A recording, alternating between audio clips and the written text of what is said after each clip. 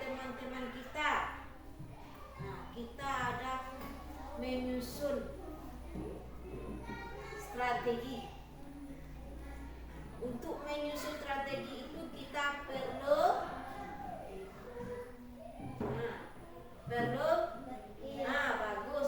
berpikir. Nah, supaya kita menang, kita pikirkan strateginya. Ini kamu nanti Hanifah seperti ini, Zahwa ini yang dilakukan supaya kita cepat dari teman. Itu namanya strategi. Lalu perlu pikiran. Nah, sekarang anak ibu kita akan belajar tentang apa itu? Berpikir komputasional. Berpikir komputasional. Tahu anak ibu berpikir komputasional? Tidak. Ya. Apa itu aja? Berpikir komputasional adalah cara berpikir logis dan sistematis untuk memecahkan masalah yang diterapkan dalam kehidupan sehari-hari. Berpikir komputasional, cara berpikir yang logis dan sistematis untuk memecahkan masalah yang diterapkan dalam kehidupan sehari-hari. Setiap manusia ini pasti ada masalah, punya keinginannya. Itu tentang berpikir komputasional. Nah, anak-anak ibu, sebelum kita lanjutkan pelajaran berpikir komputasional ini, ada tujuan yang kita capai. Setelah ini, anak-anak ibu diharapkan yang pertama, siswa dapat menjelaskan algoritma dengan bahasa sederhana. Yang kedua, siswa terbiasa menyusun langkah-langkah untuk menyelesaikan masalah dalam kehidupan sehari-hari. Dan yang ketiga, siswa bisa menerapkan algoritma dalam bentuk permainan sederhana unplaget kode. 4. Siswa dapat menunjukkan sikap kerjasama, kreativitas, ketelitian dalam menyelesaikan tugas kelompok. Nanti anak ibu kasih tugas kelompok. Nah, untuk hari ini kita fokus kepada tujuan yang keempat, yaitu dapat menunjukkan sikap kerjasama, ketelitian, menyelesaikan tugas kelompok, yaitu berpikir komputasional. Kita fokus yang ini.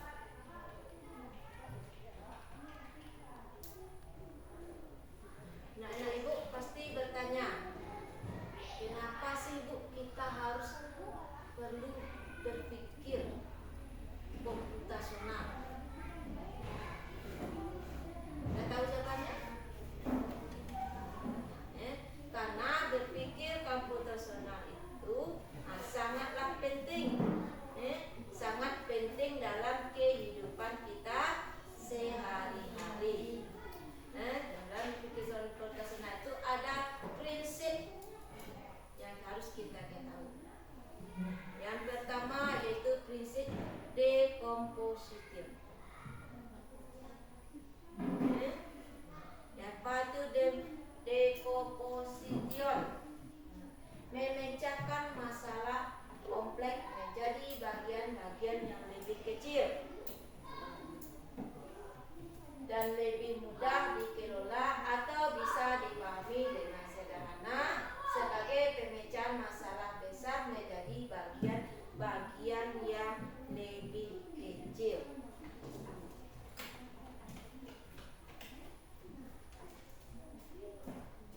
Yang kedua, prinsip pengenalan pola. Yang ketiga, abstraction. Itu berfokus pada informasi.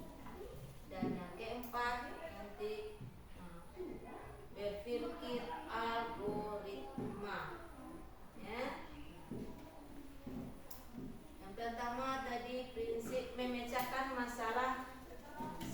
bagian-bagian kecil. Apa contohnya dalam kehidupan sehari-hari? Masalah bagian-bagian kecil. Contohnya kemarin kamu minta kepada ibu, Bu, kita hias kelas. Karena kelas kita masih banyak yang perlu dihias, dekor kelas kita, Bu. Masalah di kita. Nah, untuk menghias kelas itu apa yang kita perlukan? Apa yang kita butuhkan? Ada alat, ada bahannya. Apa alatnya? Ada lem, apa lagi? Ada klip, ada kertas. Untuk membuat hiasan-hiasan ini. Dalam pekerjaan itu kita bagi-bagi membuat hiasan. Apa yang perlu kita dekor di kelas ini dulu, kita atur. Apa kita buat dulu. Bagaimana tatanya kelas kita ini supaya terlihat rapi dan indah. Ya tuh, jadi masalah yang kita hadapi bersama tadi, kita bagi bagian kecil-kecil. Yang ini, bagian ini. Nah, itu yang bagian ini. Jadi masalah kita tadi selesai, kan? Namanya pemecah masalah menjadi bagian lebih kecil. Jadi masalah tadi bisa teratasi. Contoh kedua, kamu pernah merayakan ulang tahun? Pernah? Apa yang diperlukan, apa yang dibutuhkan saat kita mengadakan pesta ulang tahun? Apa yang perlu yang kita pikirkan dulu? Bagus, pikirkan tempatnya dulu. Kemudian dan tempat, apa lagi? Ya, jamnya. Kemudian apa lagi? Bagus, undangan. Kemudian ya, apa lagi? Di acara ulang tahun kita diberi apa? Sebelum dari hadiah kita kasih dulu. Ya, bagus, tentukan makanan.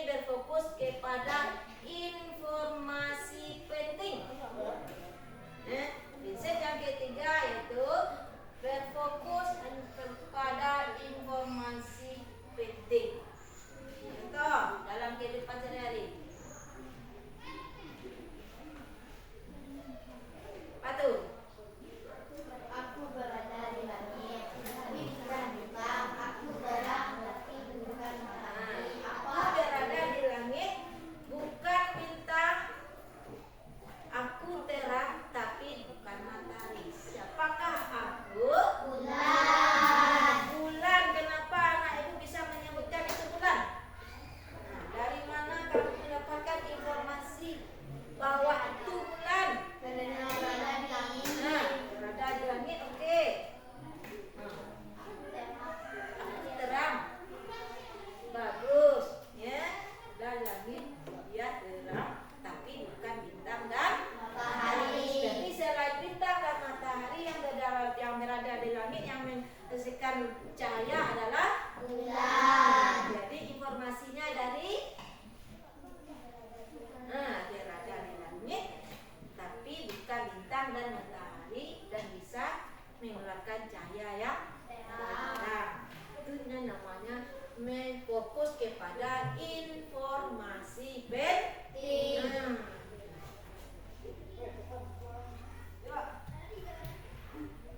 Tuh. Apa yang memiliki kaki tapi tidak bisa berjalan? Meja. Kenapa kamu mengatakan meja? Tidak bisa berjalan. Nah, dari informasi kemana kamu dapatkan itu meja? Berjalan, tidak bisa jalan. Nah, tidak bisa berjalan. Nah, punya kaki tapi tidak bisa berjalan. Itu jawabannya. Meja, pintar anak ibu semuanya. Tepuk tangan. Kemudian yang keempat itu berpikir algoritma. Ini pada pelajaran berpikir algoritma ini kita fokus pada yang pelajaran kita hari ini. Tahu anak ibu arti pelajaran berpikir algoritma? Tidak? Nah, sebelum kita lanjut dulu apa itu algoritma, kita speaking terlebih dahulu. Ayo anak ibu berdiri. Kamu tuliskan dulu kembali. Kita ikuti gerakannya ya. Siap? Oke.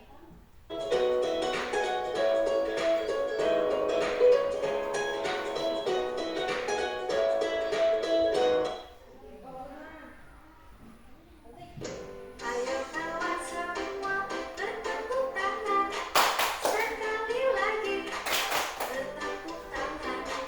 Maju satu langkah bertepuk tangan, sekali lagi bertepuk tangan. Mundur dua langkah, bertepuk tangan. Sekali lagi, bertepuk tangan. Putarlah badanmu sambil bergoyang, sambil tertawa, bertepuk tangan. Ayo kawan semua bertepuk tangan, sekali lagi bertepuk tangan. Depan tiga langkah bertepuk tangan, sekali lagi bertepuk tangan. Ke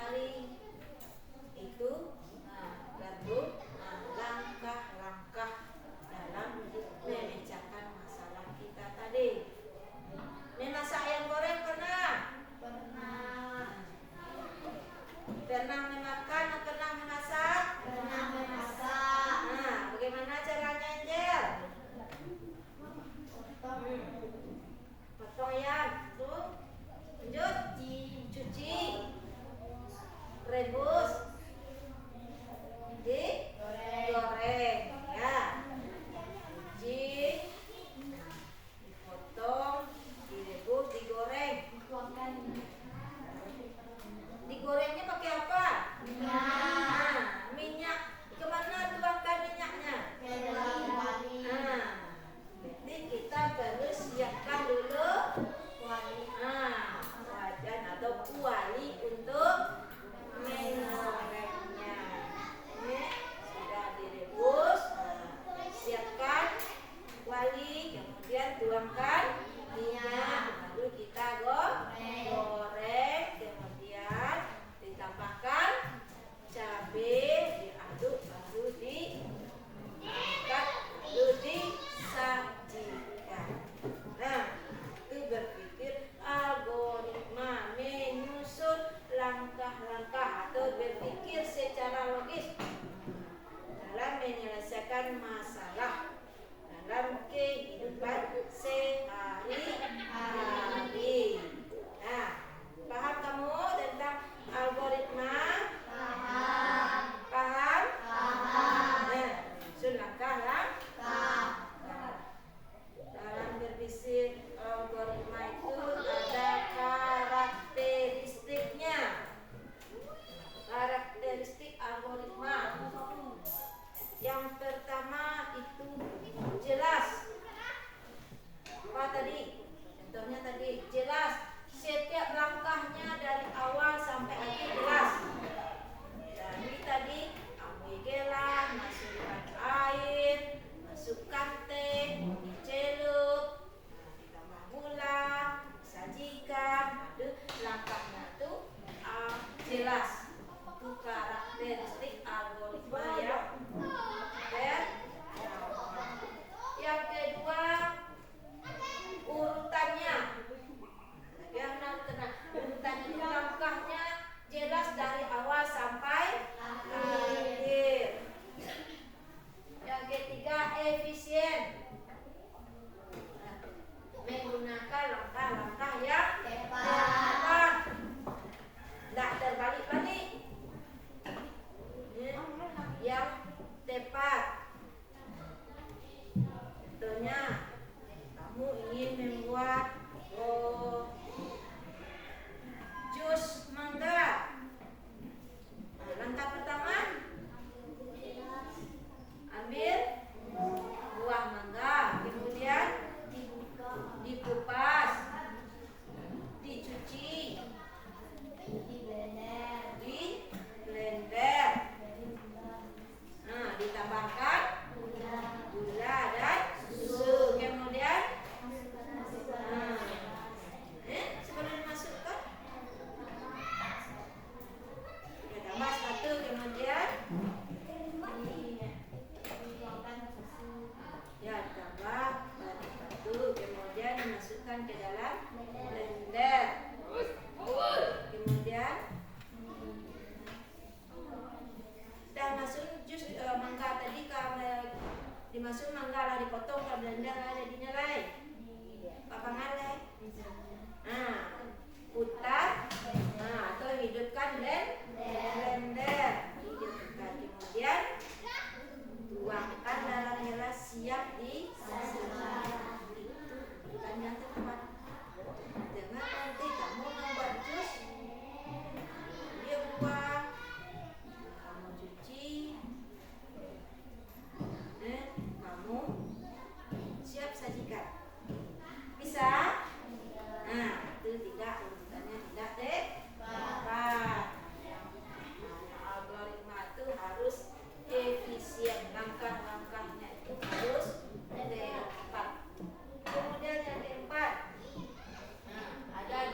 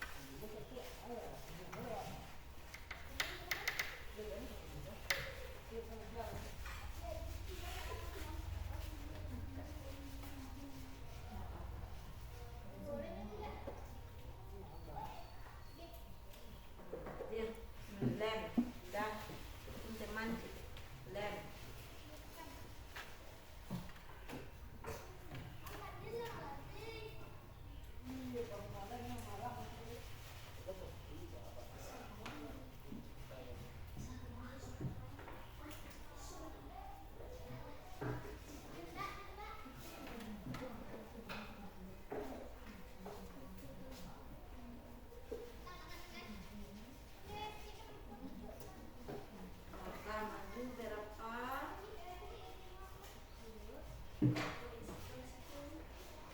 yang potong. Nih, kemudian tempelkan.